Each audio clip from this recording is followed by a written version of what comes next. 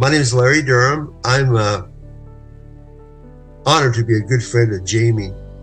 And Jamie has been really, really special in my life. From early days of Calvary Chapel, but before that even at a little place called the Coffeehouse, and it was in Fullerton, California. We had a kind of a Bible study there, and Jamie and a couple other kids came and led music, and that's how we met each other. Oh, and it was I think about it, it was a lot of fun. It was a time when there was a real openness during that hippie movement, during that Jesus movement. There was this attitude. Finding love, finding relationship, finding what the Lord wanted to do was really easy because it just flowed. You just fell into it. It wasn't like, oh, I've got to go to church, or I've got to do this, or I got to do that, or I got to eat it, or whatever it is. It was just that it just went in, and people were accepted because of what God was doing, and they didn't really care about whether they looked, or how, their attitude, or who they were, or what their position or station in life was. They just had a great time in the Lord and sharing. In fact, in the Bible studies, it was, you couldn't get enough. You wanted more.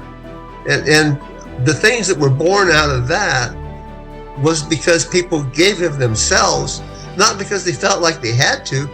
They felt like they should. They must, because they couldn't get it back in unless they gave it back out. And so those times were really, really good. So the Coffeehouse was a great start.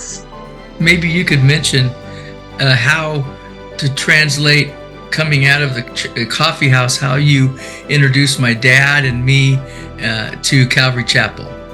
In the early days of Calvary Chapel and that movement, everybody wanted to tell their friends about what was going on because it was so refreshing, so anew. It was like an awakening that you didn't really understand it, but you just knew you needed to be a part of it. But you, not only being a part of it, you wanted to share it. So everybody you knew, you brought with you to bring people that were your friends, people you worked with, and it really didn't matter who they were. That just that you felt that real wanting to draw them into it. You and your dad was part of that, bringing you guys in to Calvary Chapel. That was a simple thing, and it was a neat thing because you got it, your dad got it. It was like a transformation that was just so awesome and changing that it made a different man.